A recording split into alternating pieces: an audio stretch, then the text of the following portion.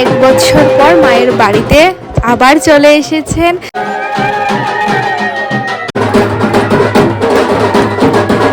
আমার বাড়িতে কালী পুজো জেনে এতটুকু একটা মালা দিয়ে দিয়েছিলেন, সংকল্প করছিলেন। আমার যেন মনে হয় পুরো বছরের মধ্যে আজকের এই কালী পুজোর রাতটাই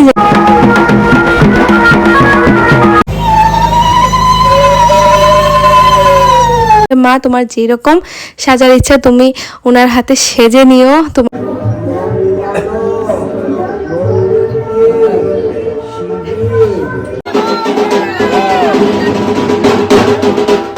তো এখানে তো প্রদীপ জ্বালানো কমপ্লিট, কিন্তু পুজো কমপ্লিট সব।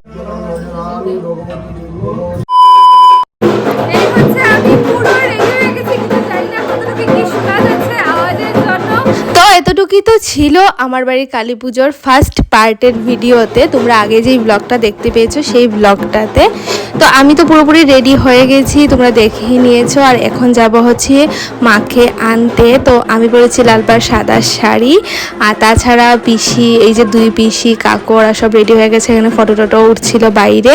আর বাইরে তো কি বলবো, দেখতেই পাচ্ছ কীরকম বৃষ্টি হচ্ছে, তার মধ্যে গাড়িটারি কিন্তু সমস্ত কিছু রেডি হয়ে গেছে মূর্তি আনতে যাওয়ার জন্য। আর এইদিকে বাকি যারা যারা ছিল সবাই রেডি হয়ে গেছে। আর এখানে হচ্ছে এখন আমরা চলে যাচ্ছি হচ্ছে মাকে আনতে। আর আমাদের এই তো 4-5টা টুকটুকের মতন আছে, আমরা সবাই উঠে পড়েছি। সবাই বলতে বাড়ির সবাই উঠেনি, জাস্ট আমরা কয়েকজনই যাচ্ছি, মোটামুটি 4-5টা টুকটুক।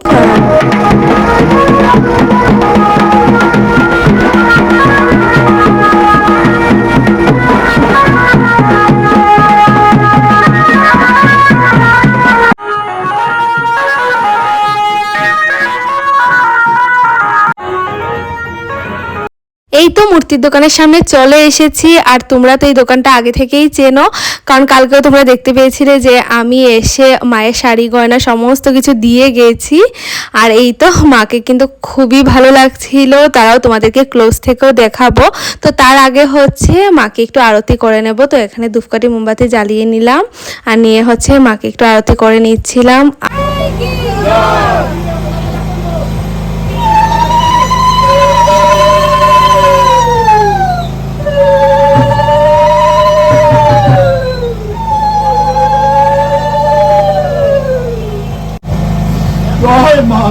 काली माई की महाकाली की महाकाली की बाबा मोदेव की।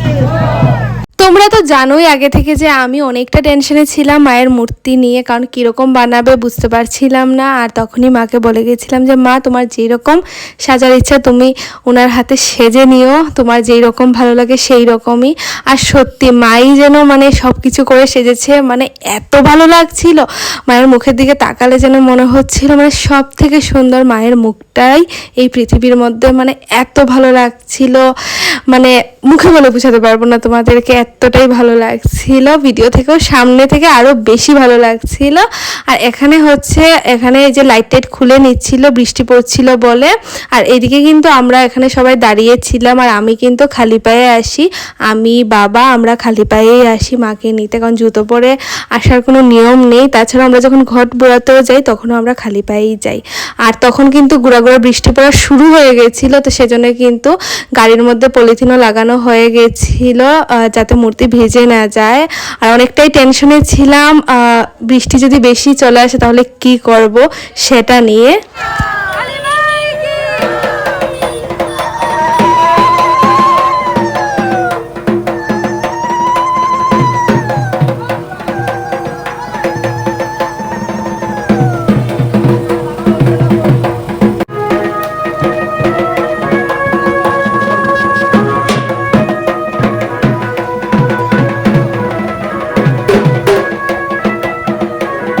এখানে তো গাড়িতে উঠিয়ে নেওয়া হয়েছে মূর্তি। আর এখন আমরা চলে যাব হচ্ছে বাড়িতে। আর আর বাবা তো উঠে গেছে মূর্তির গাড়িতে, আর এদিকে কিন্তু আমরা এখন চলে যাচ্ছি। আর তখনও কিন্তু অনেকটা বৃষ্টি পড়ছিল, আমরা খুব তাড়াতাড়ি করে চলে যাচ্ছিলাম যাতে বেশি বৃষ্টি আসার আগে আমরা বাড়ি অবধি চলে যাই। আর এখানে কিন্তু আমরা যাওয়ার সময়ও আমরা সবাই একসাথে বসেছিলাম, বলতে আমি, সোনাই, রিয়া, তারপর তন্নু, আমরা চারজন আসার সময় আমরা একসাথে বসে এসেছি অনেকটা মজা করে করে। আর অন্যবার কিন্তু বাবার দোকানের সামনে আমরা একটু সময় দাঁড়াই, তারপর দিয়ে ওইখান থেকে হেঁটে হেঁটে নেচে নেচে আমরা বাড়ি অবধি আসি। বাট এবার যেহেতু বৃষ্টি চলে আসবে সেরকম একটা ছিল, তার জন্য তাড়াতাড়ি করে কিন্তু আমরা চলে আসি বাড়িতে। বাবার দোকানের সামনে জাস্ট একটু সময় দাঁড়িয়েই আমরা চলে আসি, আর একদম টুকটুক থেকে নামিনি, নেচে নেচেও আসিনি, একদম টুকটুক দিয়ে বাড়ি অবধি চলে এসছি। আর বাড়িতে এসে দেখি যে মাও রেডি হয়ে গেছে, ঠাম্মা, যারা যারা রেডি হওয়ার বাকি ছিল সবাই রেডি হয়ে গেছে। আর মাকে দেখো কি মিষ্টি লাগছে, দারুণ লাগছিল মাকে দেখতে, একদম লাল পাড় সাদা শাড়ি পরে।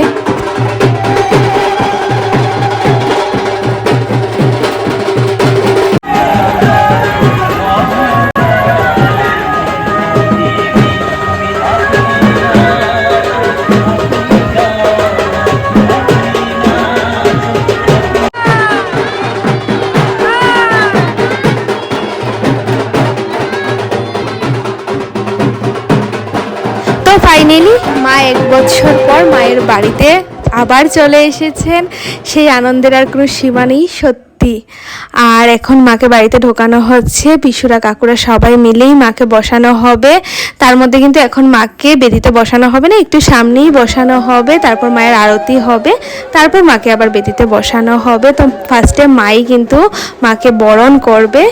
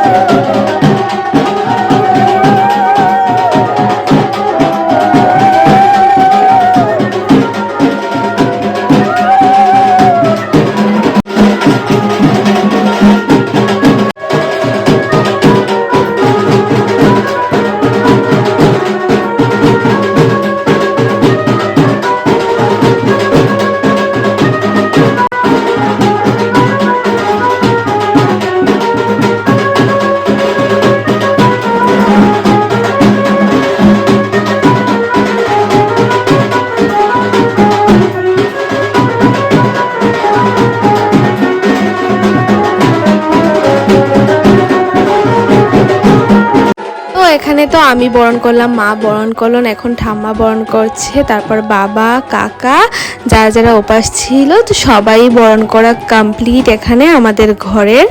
আর এইদিকে এখন মাকে আবার বেদিতে নিয়ে বসানো হচ্ছে।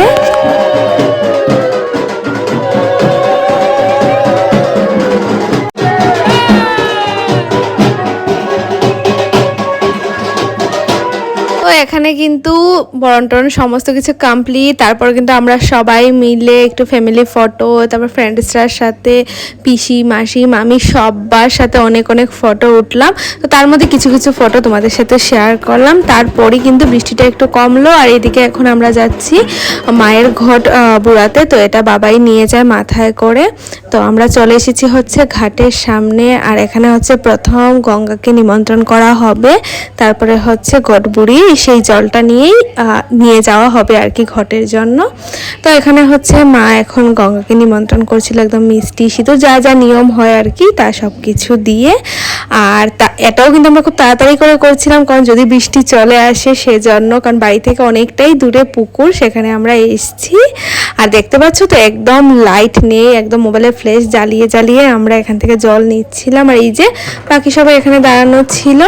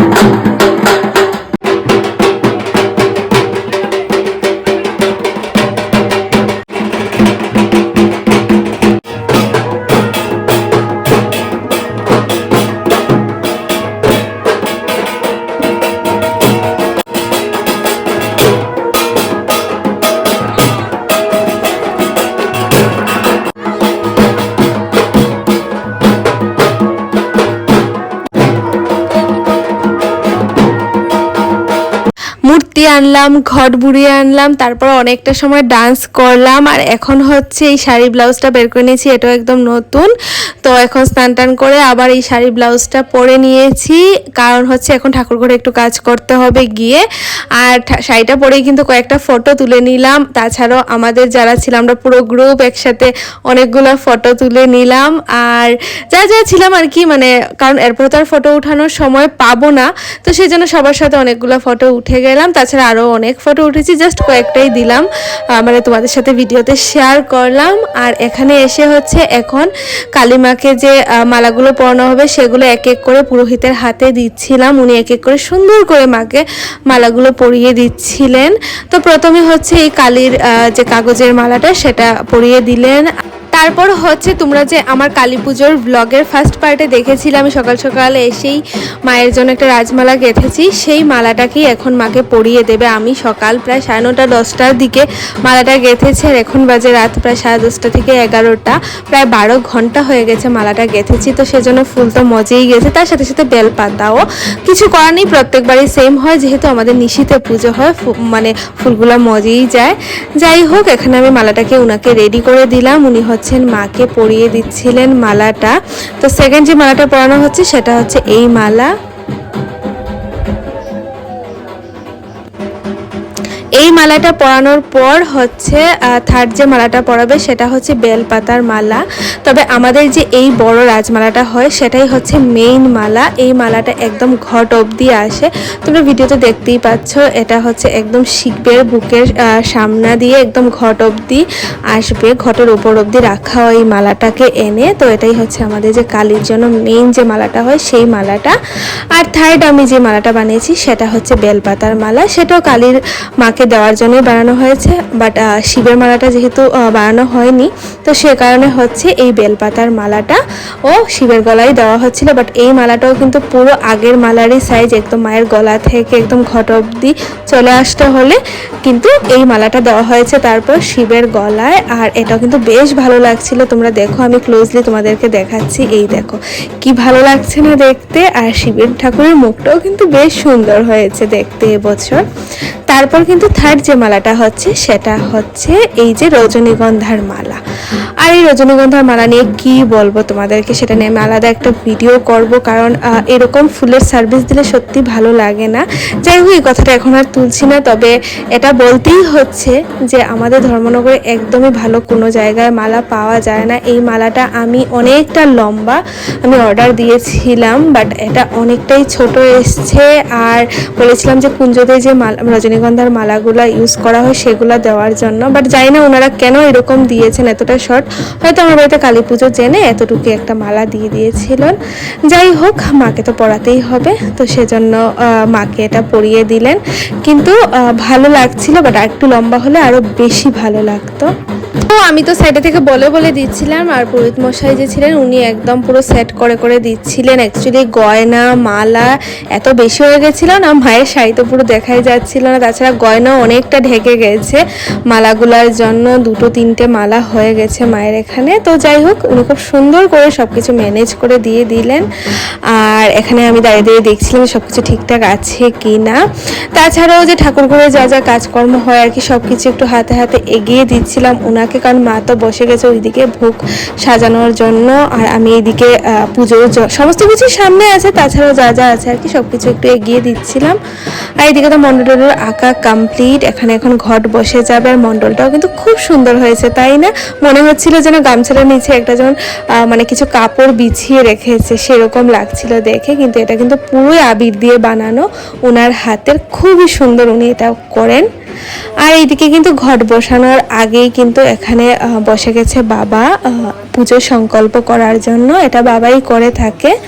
তো এখনই পুজোটা শুরু হবে, তো বাবা এখানে বসে সংকল্প করছিলেন।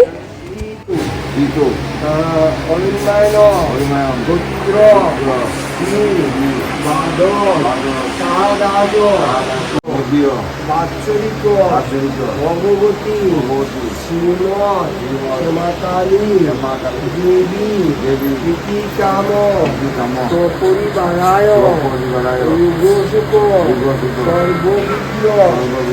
ওইদিকে তো বসে বাবা সংকল্প করছিল, আর এইদিকে কিন্তু মা একা হাতে এত ভোগ সাজাচ্ছিল। কারণ হচ্ছে আমাদের কালী পুজোতেও কিন্তু অনেক নিয়ম আছে, অনেকগুলো ভোগ দিতে হয়, সমস্ত কিছু মা নিয়ম মেনে একা হাতে করছিল। আর উনি হচ্ছেন যিনি ব্রাহ্মণ, মানে ঠাকুরের জন্য অন্নভোগ রান্না করবেন, তো ওনারও রান্না কিন্তু এখানে শুরু হয়ে গেছে। আর এদিকে পিসুরা কিন্তু নাচছিল।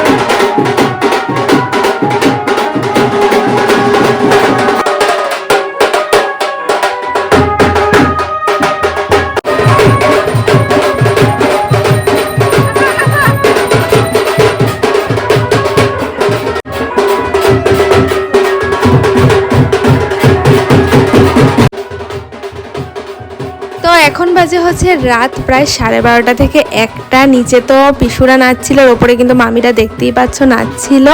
আর এইদিকে কিন্তু হচ্ছে পাড়ার অনেকেই এসছিল, সবাই বসেছিল, আর আরও ছিল, ওরা না চলে গেছে, কারণ এত রাত অব্দি তো সবাই থাকে না।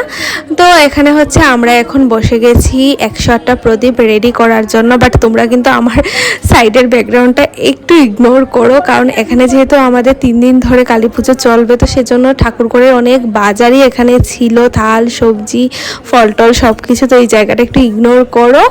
তো যাই হোক, এখানে আমরা হচ্ছে প্রদীপগুলোকে রেডি করছিলাম, আর এই প্রদীপগুলো না রেডি করতে প্রায় আধা ঘন্টা তো সময় লেগেই যায়। আর একটু পরেই তো হবে আরতি শুরু হয়ে যাবে, তো আমরা একটু আগে আগেই সমস্ত কিছু রেডি করে রেখে দিচ্ছিলাম। আর সব থেকে খারাপ লাগে কি বলো তো, এই প্রদীপগুলো একে তো এত সময় ধরে করি, তার মধ্যে কি হয় বলো তো, খুব তাড়াতাড়ি এগুলো নিভেও যায়। তো যাই হোক, নিয়ম যেটা আছে সেটা তো করতেই হবে। তো এখানে আমরা সমস্ত কিছু রেডি করছিলাম, আর এইদিকে কিন্তু পুজো টুজো সব কিছু চলছিল বাইরে। বাইরে তো সবাই বসে বসে পুজো দেখছিল, আর এখানে কিন্তু প্রদীপগুলো রেডি করে নিয়েছি। এখন একদম আস্তে আস্তে করে এগুলো নামিয়ে রাখছি নিচে, কারণ হচ্ছে একটু নড়লেই কিন্তু তেল পড়া শুরু হয়ে যাবে প্রদীপ থেকে। তো সেজন্য একদম আস্তে আস্তে করে নিয়ে নামছিলাম। তারপর তন্য আরেকটা প্রদীপ নিয়ে নামছিলাম, মানে দুটো মিলিয়ে একসাথে আমাদের 108টা হয় আর কি। তো প্রদীপগুলো খুব আস্তে আস্তে রাখলাম, আর এখনই কিন্তু প্রদীপগুলো জ্বালাবো। আগে পুজোটা কমপ্লিট হয়ে যাক, পুরোহিত বললেই জ্বালানো শুরু করে দেব।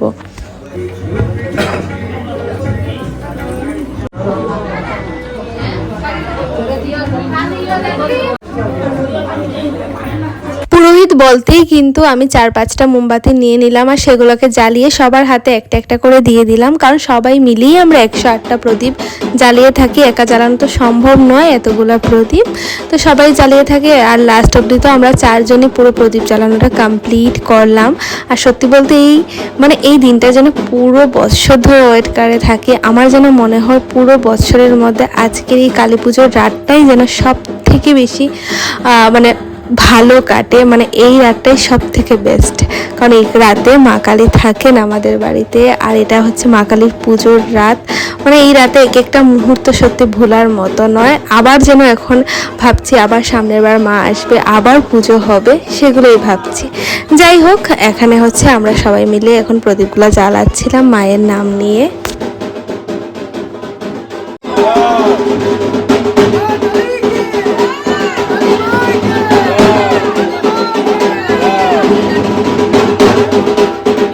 এখানে তো প্রদীপ জ্বালানো কমপ্লিট মোটামুটি, আর এদিকে কিন্তু এখন ভোগ লাগবে, অন্ন ভোগ লাগবে। তার আগেই কিন্তু এখানে হচ্ছে মায়ের আরতি।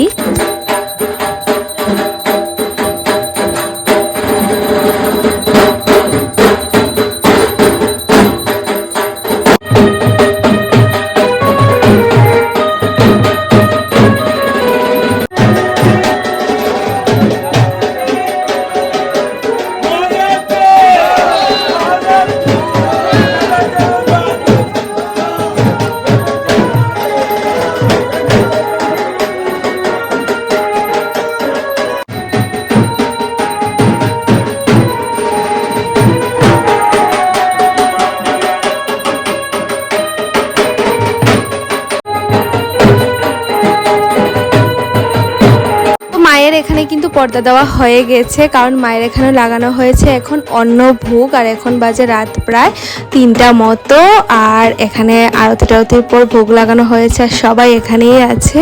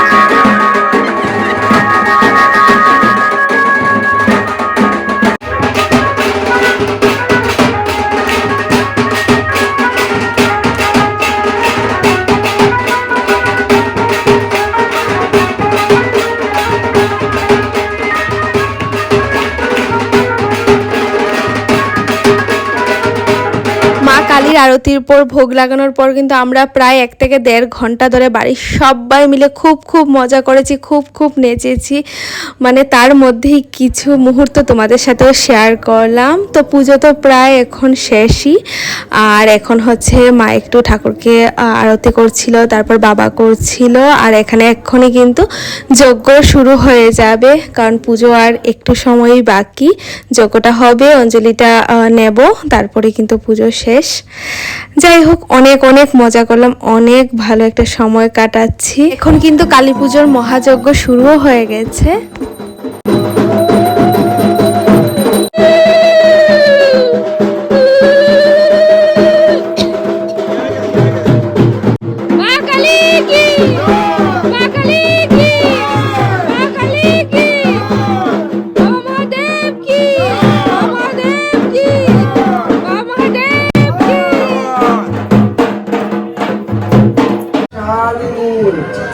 রক্তমান মুক্তদে দেবী ভগবতী শ্যামাকালী দেবী পূজনমঃ।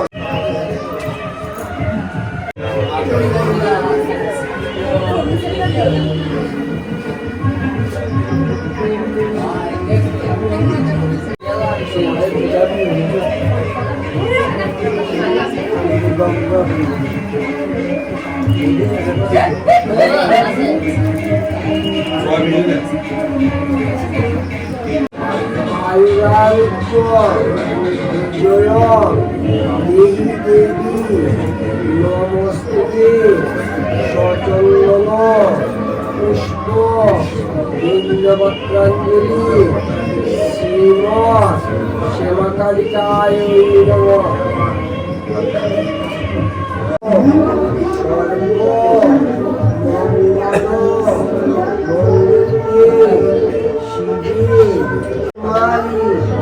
বিশ্বরূপে অসীদমে ভগবতী বয়চ্ছেদে কাত্তায়ঞ্চ কামদে কালীচিত্ত পুরুষকে তংহি কাত্তায়নী নমস্তুতে সচন্দন।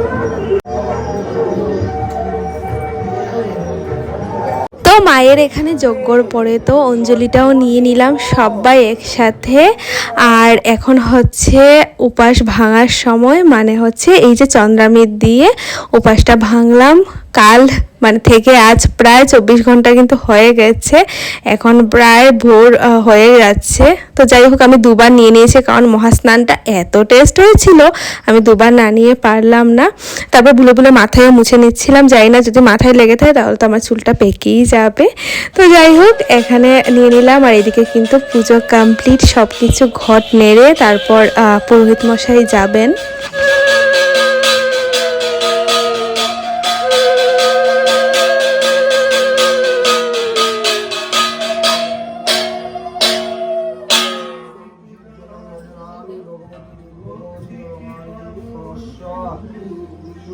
এখানে হচ্ছে সেকেন্ড যেটা, সেটা খাচ্ছি হচ্ছে যজ্ঞের কলা। যারা উপাস থাকে সবাইকে যজ্ঞের কলা প্রসাদ নিতে হয়, তো সেকেন্ড খেলাম হচ্ছে যজ্ঞের কলা। আর এদিকে কিন্তু 3 পিসি এসে বসে পড়েছে প্রসাদ বাড়ার জন্য, মানে সবাইকে যে প্রসাদ দেওয়া হবে সব তার জন্যই প্রসাদ বাড়ছিল, ফল প্রসাদ সব কিছু। আর মা তো ওইদিকে অন্নপ্রসাদ মাখছিল সবার জন্য। আর পাড়ার কিন্তু অনেকেই রয়েছে, তাছাড়া আমাদের ঘরের সবাই তো আমরা আছি। আর প্রসাদ কি খাবো বলো, ভোর তো হয়েই গেছে। তো আমি হচ্ছে ওদেরকে একটু ভোগটোগ এগিয়ে দিচ্ছিলাম, যে যেগুলা বাড়া হবে, যেগুলো রাখা হবে, এইসব কিছু আর কি টুকটাক কাজগুলো করছিলাম। আর সত্যি বলতে শরীর একদমই দিচ্ছিল না, কারণ প্রায় 24 ঘন্টারও উপরে হয়ে গেছে যে আমরা উপাস আছি। তারপরও মা কালীর দয়া যে এত কিছু কাজ করার পর, এত সাজগুজ, এত কাজ, সব কিছুর পরও কিন্তু মাথাটাতে কিছু ঘোরায় না, একদম শরীর ঠিকঠাক থাকে, কোনো অসুবিধা হয় না। তো প্রসাদ বাড়ার পর আমি সবাইকে এক এক করে প্রসাদ হাতে হাতে দিয়ে দিচ্ছিলাম। আর এই তো এখন দেখতেই পাচ্ছ তোমরা, সবাই বসে আছে, সবাইকে আগে প্রসাদটা দিয়ে দিই, তারপরে প্রসাদটা আমি খাবার। এদিকে কিন্তু মা অন্নভোগ মেখে নিয়ে এসেছে 1 তাগাড়া। তো এখন বাজে হচ্ছে রাত প্রায় 3:45। এখন গিয়ে প্রসাদটা খাবো। আর এদিকে তো অলরেডি সমস্ত কিছু নেওয়া কমপ্লিট। আমি আজকে সত্যি খুব ভালো করে ব্লগ বানাতে পারিনি, যতটুকু ভেবে রেখেছিলাম। তারপরে তোমরা অ্যাডজাস্ট করে দেখে নিও। তো এখন যাই, একটু উপাসটা ভাঙি, একটু ফল প্রসাদ খাই, ভোগের প্রসাদ খাই। তো প্রসাদ টসাদ খেয়ে তো চলে এসেছি। আর পুরো মা কালীর সামনের বারান্দাতেই আমি বসে আছি। মা কালী তো একা আছে, বাকি সব তো ঘুমিয়ে গেছে। তো মার সামনেই বসে আছি। আর এখন যে কি বিপদে পড়েছি কি বলবো তোমাদেরকে। এখন বাজে সকাল প্রায় 5টা। আর আমার চুলের অবস্থা দেখো, পুরো মেকআপও রয়ে গেছে। আর একমাত্র আমাদের বাড়িতে যে হেল্পিং হ্যান্ড ছিল সাগরিকা, ও থাকায় আমি বেঁচে গেছি। ও আমার চুলটাকে অনেক ভালো করে মানে অল্প অল্প করে চুলটা খুলে দিয়েছিল। আর তারপর কিন্তু আমি মানে এই 5টার সময় আমি চুলের মধ্যে আবার একটু শ্যাম্পু দেই চুলের স্প্রেগুলো যাওয়ার জন্য। তারপর দিয়ে গিয়ে আমি ঘুমাবো। এখন বাজে প্রায়, তো শ্যাম্পু টেম্পু করে তো পুরো চলে এসছে। আর এখন বাজে হচ্ছে সকাল প্রায় 5:45। তো এখন একটু শোবো, কারণ শরীর আর দিচ্ছে না। তো চলো, আমার আজকের ব্লগটা এখানেই শেষ করছি। দেখা হচ্ছে একটা নতুন ব্লগে। সবাই ভালো থেকো, সুস্থ থেকো, গুড নাইট। তো শ্যাম্পু টেম্পু করে তো পুরো চলে এসছে। আর এখন বাজে হচ্ছে সকাল প্রায় 5:45। তো এখন একটু শোবো, কারণ শরীর আর দিচ্ছে না। তো চলো, আমার আজকের ব্লগটা এখানেই শেষ করছি। দেখা হচ্ছে একটা নতুন ব্লগে। সবাই ভালো থেকো, সুস্থ থেকো, গুড নাইট।